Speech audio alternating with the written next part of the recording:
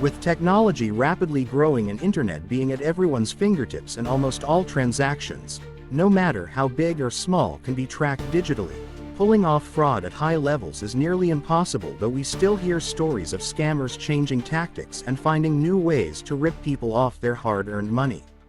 But not too long ago, in the 1990s, pulling off a multi-million-dollar scam across countries was much easier, and no story is a better example than that of Emmanuel Nwude's fake airport scam. In a series of events that is credited as the third largest financial crime in world history, between 1995 and 1998, Emmanuel Nwude managed to steal almost $250 million from a Brazilian bank after convincing its naive director that the money would go towards a non-existent brand new airport in Nigeria's capital. Nigeria has a reputation as a hotspot of internet scams and has held that title for quite some time. What Emmanuel Nwude pulled off, it required an internal knowledge of the Nigerian banking system as well as taking on a fake identity to pull off. Nwude wasn't a part-time fraudster, either. To simplify things, we can break down Emmanuel Nwude's plan into 3 steps.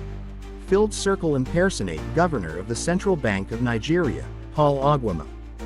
Filled circle: contact the victim, the director of Brazil's Banco Noroeste, Nelson Sakaguchi, about an incredible business opportunity, a brand new airport in Nigeria's capital of Abuja. He needed the right target, someone who had a high enough position in a bank to access the needed funds, who was also naive enough to believe Nwude's deception, while also being willing to embezzle money from their own bank. They found their mark in one Nelson Sakaguchi, the director of Brazil's Banco Noroeste. He had spent years as a professional international banker and found vast success with his dealings. Before he became the mastermind behind one of the biggest bank frauds ever, he was the director of the Union Bank of Nigeria. Working for them had given Nwude an inside knowledge of the world of banking, making it easy for him to assume the identity of another high-level banker to trick Sakaguchi.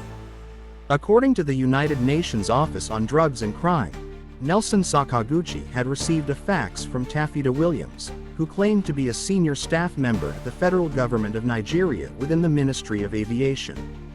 Williams' letter would say that Nigeria's Ministry of Aviation was looking for investors for a new airport in the country's capital, Abuja.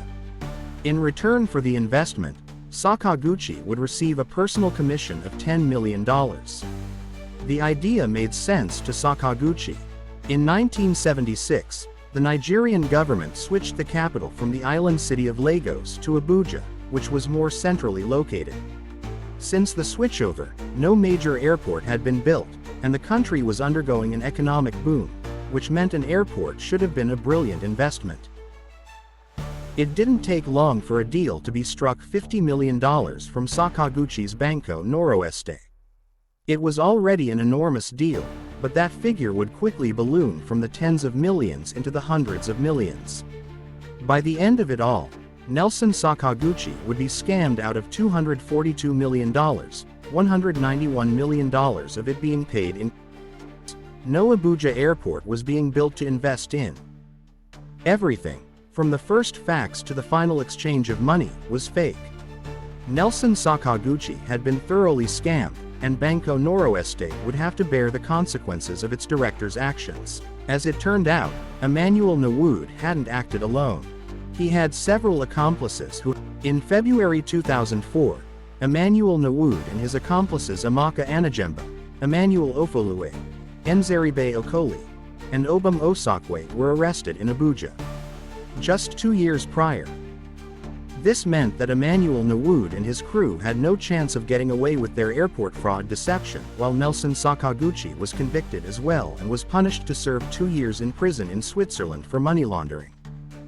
Nwude would be sentenced to 25 years in prison, 5 sentences of 5 years, all of which could be served consecutively. He only had to stay in prison for 5 years before being released. According to reports, Nwude has already reclaimed at least $52 million,